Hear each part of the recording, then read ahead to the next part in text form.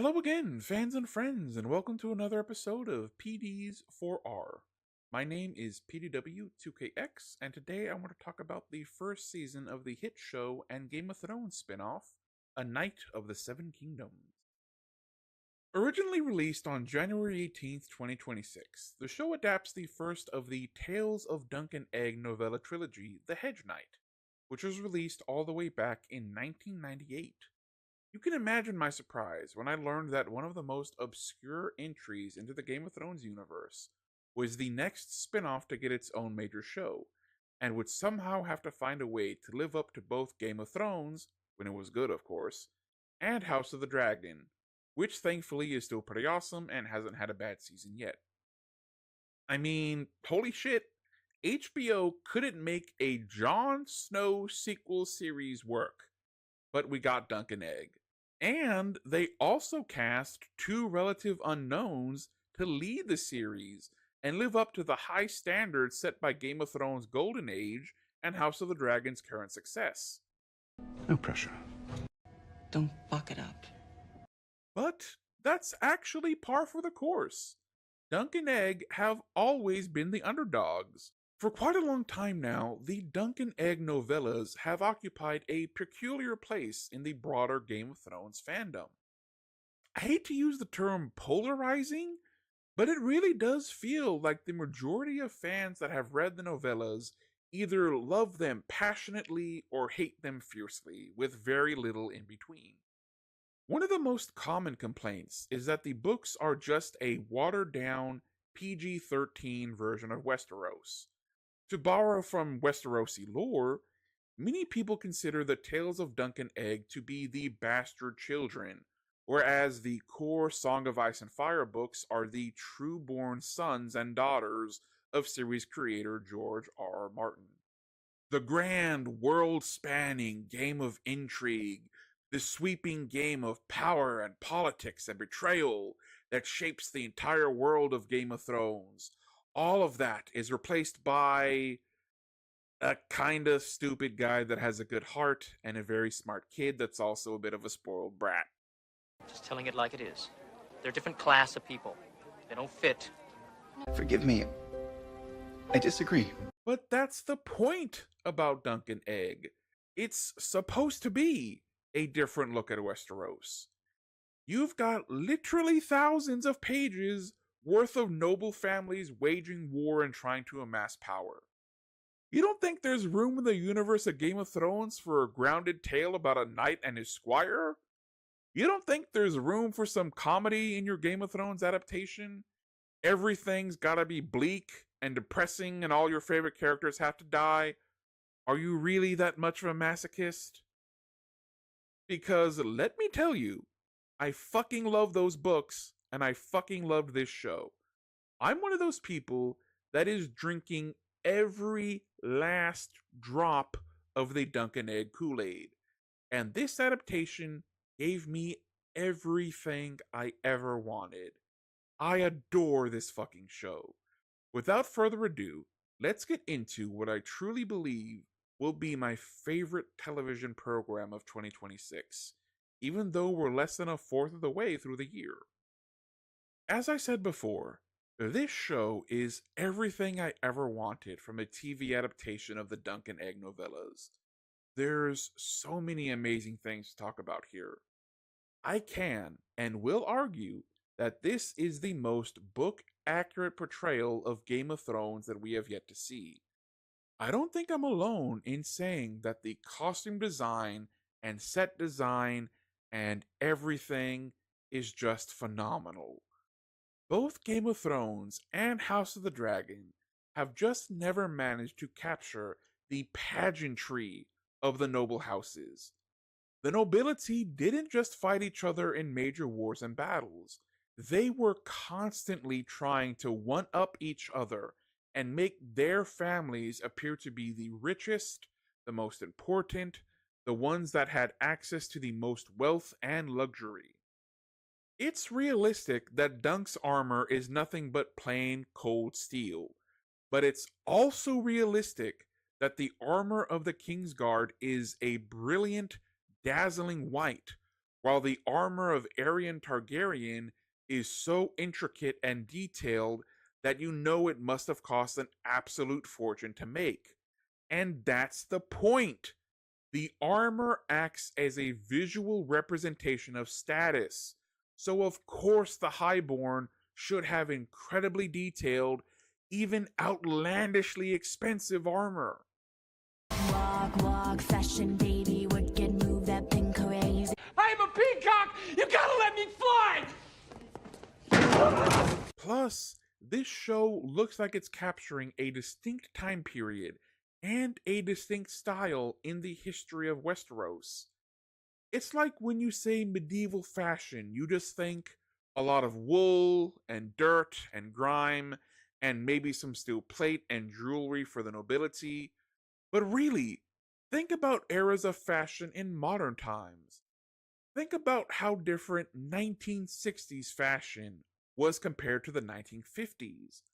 That level of distinction just hasn't been felt before, whereas in Dunk and Egg, it feels like this was its own separate time period and not just the same general feel and setting as all the other adaptations. Next, I want to talk about the stellar performances by the show's two leads. Peter Claffey shines as Sir Duncan the Tall. He's charming, he's honorable, he's funny, he's exactly what Dunk needs to be. People have been telling Dunk that he's big and stupid for all of his life.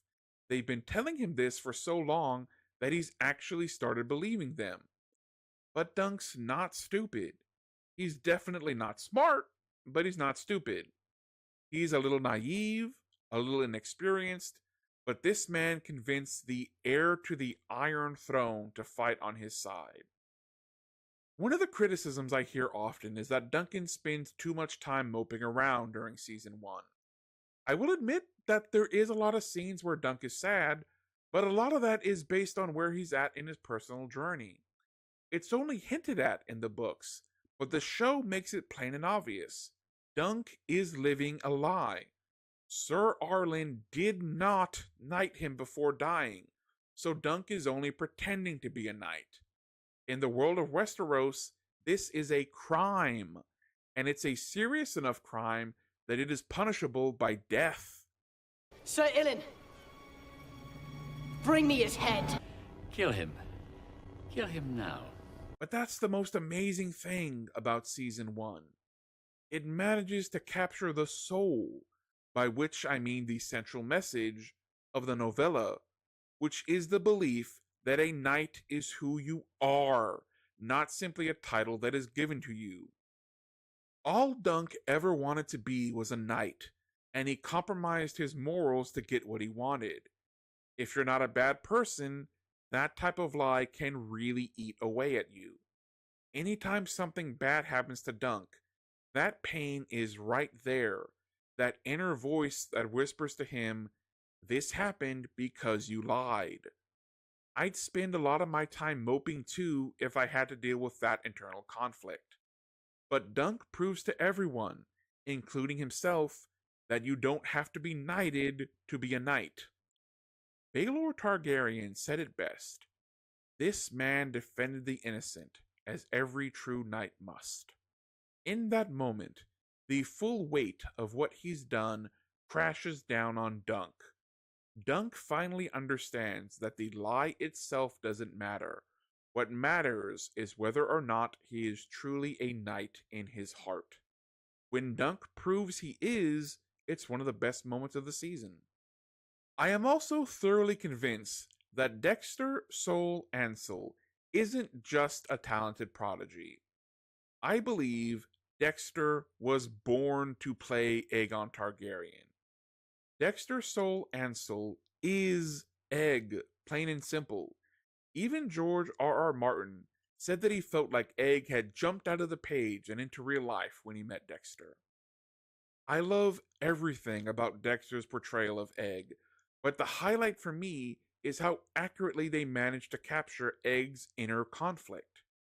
It's such a unique character trait to show that Egg still has some form of the Targaryen madness, but in Egg, it manifests as the typical Targaryen vanity that says, I alone know how best to rule the world, and all of you need to shut up and listen to me. Although sometimes this isn't really a bad thing. It can actually be a really good thing when you have the right Targaryen. And in the show, Egg's vanity is played mostly for laughs. Egg has all of the confidence of youth, and all of the inexperience of youth as well. Everybody says, who does he think he is? I just told you who I thought I was, a god. I've been so lonely, girl, I've been so sad and down, couldn't understand why haters joked around. The young Egg can be a very confusing character to play. He's nobility, he's royalty, and yet all he wants is to be a squire and go out on adventures. Because he's a child, he doesn't realize the enormous danger of letting an heir to the Iron Throne just go wandering around the Seven Kingdoms with nothing but his wits and a hedge knight no one has ever heard of. Especially when that child is a young boy that doesn't fully understand how cruel and callous the world can be. But then you look at Egg's brothers, the drunk, the psychopath, and the one that gave up his claim to the crown so he could journey across half the continent and learn how to be a maester. If that's what a life lived in the absolute lap of luxury gets you, then maybe it is time for someone else to show a Targaryen what the world can be. And Dexter portrays all of that wonderfully. Bringing this point to a close, I'd like to start by pointing out how, for shows like Game of Thrones and House of the Dragon, we've got dozens of important characters to occupy our attention. It's actually one of the biggest strengths of both shows that neither show has what one could define as a main character. Everyone gets their time in the spotlight. Everyone gets their own character arcs. But when you adapt a series that is literally called The Tales of Dunk and Egg, that adaptation lives and dies on the strength of Dunk and Egg. And both Peter Claffey and Dexter Soul Ansell are simply the two best choices this show could have made. They are Dunk and Egg, now and forever. From now on, any time that I reread the novellas, it'll be them I see when I'm picturing Dunk and Egg in my mind. That's how good those performances were. The magnum opus. That's what it's all about. That's why he's the GOAT! The GOAT! But while I do consider Season 1 to be mostly perfect, it's that mostly part I'd like to talk about next. The show made some interesting choices that fans are very mixed about. Not all of the humor landed. I personally thought that shit was hilarious. Quite literally, in fact. I really did bust out laughing when I saw the show literally take a shit on the overuse of the Game of Thrones song. But I can admit that there were several moments where I did agree with the general consensus. The Battle of the Seven. Yeah, I honestly felt that it was a letdown. We didn't need the backstory fluff. There's a lot of debate on why this was done, but according to the showrunners, it was done to help extend the episode, because the fight scene in the novella is actually pretty short and told entirely from Dunk's perspective. And that, fans and friends, that is the textbook definition of pointless filler. I don't want to be accused of being a hypocrite because I know I've defended the idea of filler episodes in the past. But let me be clear, I am in favor of purposeful filler, not pointless filler.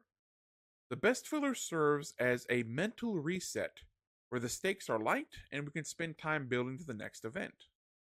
The best filler also gives us an opportunity to see how our cast of characters have grown and evolved compared to where they were at when the last major conflict started, in order for us as the viewing audience to be able to better understand their thoughts and emotions heading into the next big storyline.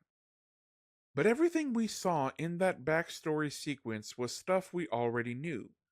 Dunk grew up in Flea Bottom, Dunk had a hard life, and Dunk wanted to escape his life as a Flea Bottom orphan so badly that he followed a wandering hedge knight until the guy finally agreed to take Dunk on as his squire. So the flashback served no purpose other than to fill time. And that's the kind of filler that everyone hates, including me. This is completely unnecessary.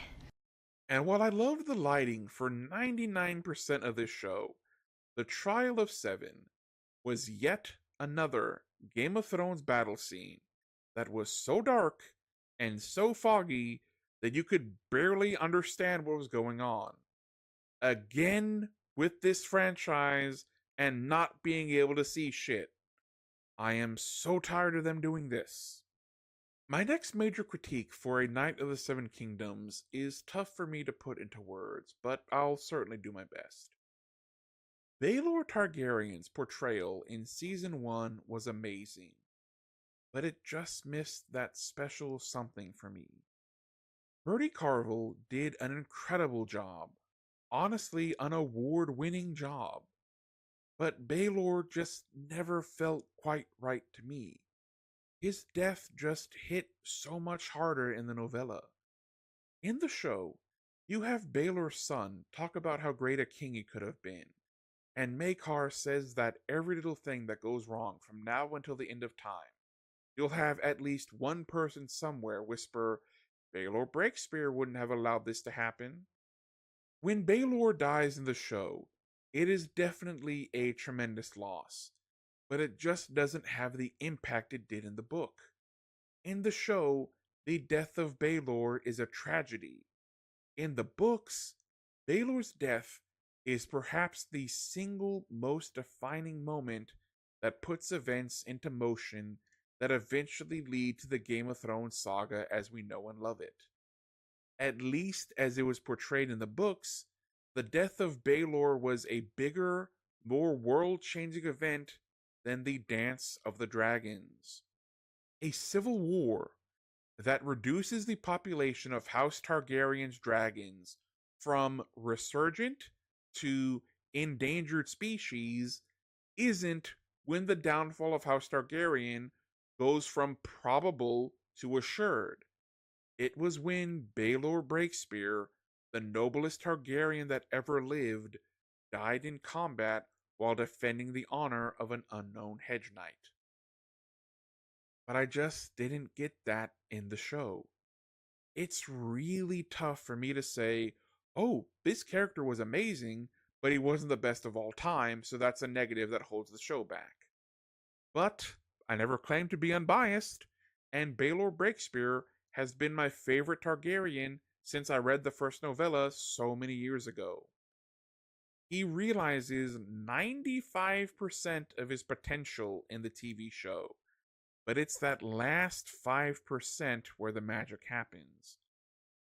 Baelor has some great moments in the show, but he never gets that one defining moment that immortalizes him forever.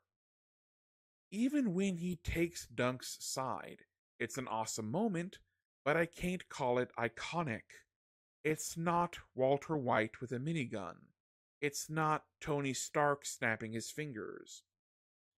Baelor simply never got one of those moments. And call me biased, call me unfair, but that's what I wanted. And I didn't get it. So I do feel let down. I don't like talking like this. I get it. I can feel you judging me. That's palpable. But even though I did have some issues with the show, overall, I stand by my earlier comments. A Knight of the Seven Kingdoms is everything I ever wanted and all I really needed. The novellas have always given us not just a different look at Westeros, but a different feel as well, a different atmosphere. It's like George R.R. Martin said, fine, sometimes it gets boring tormenting all of you. I'll give you a fun, silly adventure. You get one. Although technically, he gave us 3, because there's still 2 more novellas to go, and thus we've got at least 2 more seasons of Dunk and Egg to look forward to. I really can't ask for more, and I'm really happy to give A Knight of the Seven Kingdoms my highest possible recommendation. I'm still waiting for another show to come along that I consider perfect in the way I consider The Walking Dead Season 1 perfect. A Knight of the Seven Kingdoms doesn't hit that mark, but it does come very close. Perhaps the closest of any show I've reviewed on this channel so far. I know I'm being a big fanboy, but fuck it, it's my review. And I feel so strongly that I love this show that I'm giving the first season of A Knight of the Seven Kingdoms a near perfect 9.5 out of 10. And that's the video, fans and friends. Thank you for watching, and please remember to like and subscribe if you feel like liking and subscribing. This has been PD's 4R, and I have been PDW2KX. See you in the next one, and I hope you take care.